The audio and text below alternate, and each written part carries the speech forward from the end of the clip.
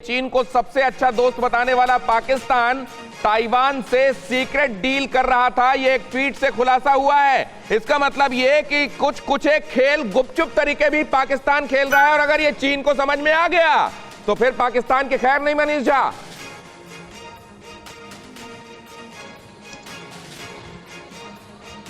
झा, से यही रहा है कि पाकिस्तान कभी किसी के लिए वफादार नहीं होता है। पाकिस्तान सिर्फ और सिर्फ अपनी जरूरत का दोस्त है।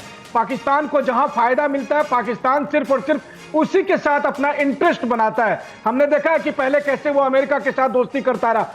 आज की तारीख में वो चीन के पास है, लेकिन वो अपने लाभ लेने के लिए ताइवान के करीब जाने की कोशिश में लगा है। अब चीन को पता चलेगा तो चीन किस तरह से रिएक्ट करेगा ये तो आप समझ ही रहे हैं।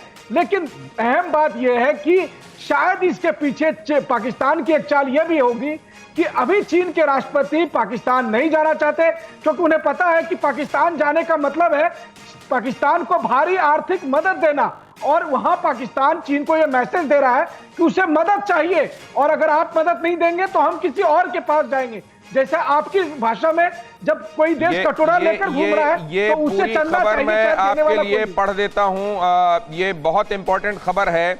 असल में चीन को अपना दोस्त बताने वाला पाकिस्तान ताइवान के साथ सीक्रेट डील कर रहा था, और इसकी जानकारी खुद काहिरा में मौजूद पाकिस्तान एम्बेसी के एक ऑफिसर ने दी। पाकिस्तान का यह कदम चीन को नाराज कर सकता है, ये देखते हुए इस ट्वीट को बाद में डिलीट कर दिया गया। लेकिन ये खबर तब तक तो पहुंची गई होगी सुमित, और अगर चीन को यह पता चल गया है तो शीर्षासन करा देगा पाकिस्तान को। बिल्कुल बिल्कुल बिल्कुल। और ये आप मान के चलिए कि दो बड़ी खबरें आई हैं पिछले 2 दिनों में। पहला ये कि रशिया ने भारत को एक कमिटमेंट किया है कि वो पाकिस्तान को कोई सप्लाई नहीं करेगा, वेपन्स की कोई सपोर्ट नहीं करेगा। दूसरा, अब ताइवान को लेकर एक खबर आ रही है कि सीक्रेट डील की जा रही थी, और वो भी चाइना के खिलाफ। तो आप मानिए दोनों शक्ति जिसका पिछलग्गू पाकिस्तान बना हुआ था, जिसमें लगातार पाकिस्तान अपने हित साधने की कोशिश कर रहा था, अब वो दोनों कंट्रीज कहीं ना कहीं अगर ये सच सामने आता है तो फिर पाकिस्तान के लिए मुसीबतें और ज्यादा बढ़ती चली जाएंगी। और दिनेश, एक और महत्वपूर्ण चीज ये कि पाकिस्तान को लगातार भारत और चीन के बीच में जो स्टैंड ऑफ चल रहा है उसमें भी अपने लिए पॉसिबिलिटीज नजर आ रही है। उसको लगता है कि कैसे वो आगे इस पर बढ़त बनाएगा या फिर उसका फायदा उठा सकता है। तो ये चीजें पाकिस्तान के लिए उल्टा लॉन्ग वे के अंदर या लॉन्ग हॉल के अंदर बहुत ज्यादा नुकसान करेगी। तो ये जो दोनों तरफ खेलने की कोशिश कर रहा है पाकिस्तान, ये बात उजागर हो चुकी है। हालांकि ट्वीट डिलीट किया गया, लेकिन ताइवान के साथ गोपनीय डील करना चाहता है पाकिस्तान। ये बात तब तक चीन में जाहिर हो चुकी है। देखना इसके रिपरकशन क्या। लेकिन फिलहाल ताइवान और चीन के बीच ये बढ़ता हुआ तनाव आगे किस तरफ जा रहा है, क्या वर्ल्ड वॉर की शुरुआत यहां से हो रही है, डिएगो गार्सिया में किस तरीके की हलचल है, अभी की खबरें क्या आ रही हैं, किस तरीके से ये चीनी फाइटर जेट शूट डाउन किया गया, किस तरीके से उस मिसाइल का इस्तेमाल किया गया सरफेस टू एयर, जिसके जरिए ये पांचों फाइटर जेट जो ताइवान में एयर स्पेस का उल्लंघन करके चाइना की तरफ से आए थे उनको निशाना बनाया गया। लेकिन उस दौरान केवल एक ही निशाने में आया, एक शूट डाउन कर दिया गया। वो पायलट भी गिर चुका। वो पायलट सेफ इजेक्ट करना चाहता था, लेकिन नीचे आते आते उसको कई गंभीर चोटें आ गई। उसको अस्पताल में दाखिल कराया गया है। उससे यह समझने की कोशिश की जाएगी अगर वो जिंदा बच गया कि चीन का लार्जर वॉर प्लान क्या है। लेकिन तब तक ये तस्वीरें बयान कर रही हैं कि आज का अहम घटनाक्रम क्या है। पहले से तनावपूर्ण पृष्ठभूमि के बीच आज की यह घटना यह बताती है कि आने वाले दिनों में स्थितियां और वॉलेटाइल हो सकती हैं। ये तस्वीरें अभी की पूरी बातों को बयान करती हुई TV9 भारतवर्ष पर ये 4 तस्वीरें जो आप देख रहे हैं, ये बता रही हैं 360 डिग्री इस समय विश्व में क्या चल रहा है। लेकिन उधर शंघाई कोऑपरेशन ऑर्गेनाइजेशन की बैठक चल रही है मॉस्को में, और उधर से यह अहम खबर आ रही है कि रूस में चीन के रक्षा मंत्री की घनघोर बेइज्जती हुई है।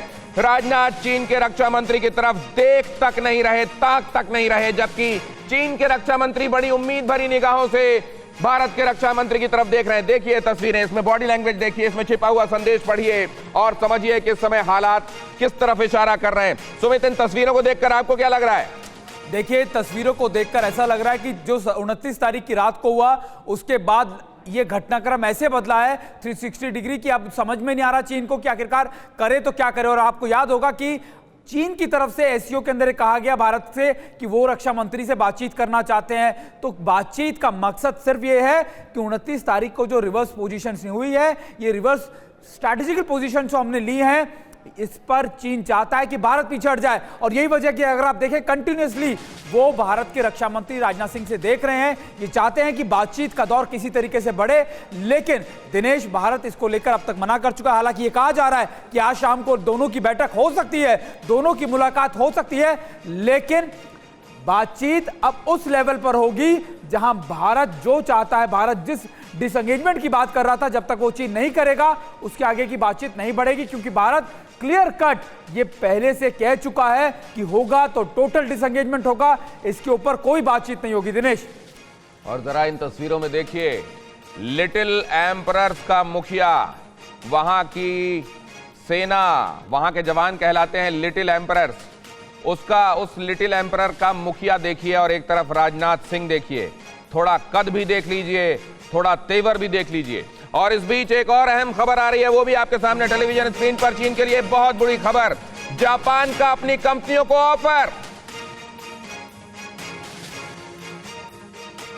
चीन से भारत शिफ्ट होने पर सब्सिडी देगा जापान।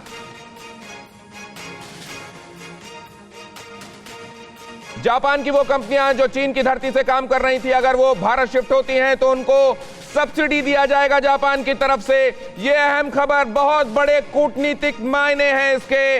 राज कादियान साहब, क्या इशारा है ये जापान का?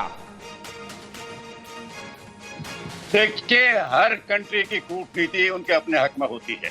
भारत चाहता है कि जो चीन से कंपनियां निकलेंगे वो भारत में आए, एफडीआई आए। जापान भी यही चाहेगा, वियतनाम भी यही चाहेगा। तो ये तो उन कंपनियों पर दारोमदार है, उनको कहाँ फायदा लगता है, कहाँ उनकी वर्किंग कंडीशन आसान लगती हैं। भारत को अभी चाहिए कि अपना आश्वासन दिलाए उन कंपनियों को कि हमारे आजकल जो पहले मुश्किलातें होती थी फॉरेन कंपनीज को, वो अभी नहीं है। अगर भारत इसमें कामयाब हो जाता है, अगर हमारी डिप्लोमेसी कामयाब होती है, तो भारत का स्कोप है उन कंपनियों को, अगर सबको नहीं तो बहुत सारियों को भारत में लेने का। लेकिन जापान अगर कर रहा है तो वो उनके हित में है, हम भी अपने हित में करते हैं। वो इसमें जापान के भारत से कोई दुश्मनी नहीं जाहिर होती है, वो अपने हक में कर रहे हैं, अपने वियतनाम अपने हक में कर रहा है, और मुल्क भी है वो अपने हक में करेंगे। डिफेंस मिनिस्टर की बात आपने बोली, ये जहाँ तक समाचार आए थे कि चाइना के डिफेंस मिनिस्टर ने रिक्वेस्ट किया है कि वो राजनाथ से मिलना चाहते हैं, और इस रिक्वेस्ट को मान लिया गया है। यही रिक्वेस्ट उनके फॉरेन मिनिस्टर की आई कि 10 सितंबर को मुलाकात करें। ये बदलाव अगर चाइना के रवैये में आया है, ये 29-30 की रात के बाद आया है, जब भारत की सेना ने मजबूती से वो 2 हिल टॉप ऑक्यूपाई कर ले, जहाँ से चाइना की 7 पोस्ट बिल्कुल डोमिनेशन में है। तो ये अगर चाइना ये कह के कि ये तो हमारी धरती है, वहां के बैठ सकता है, तो भारत भी यही कर सकता है। वहाँ कौन सी जमीन पर लाइन खींची हुई है? न्यूज़ टॉप 9 रोज सुबह 7 बजे और शाम 7 बजे सिर्फ TV9 भारतवर्ष पर।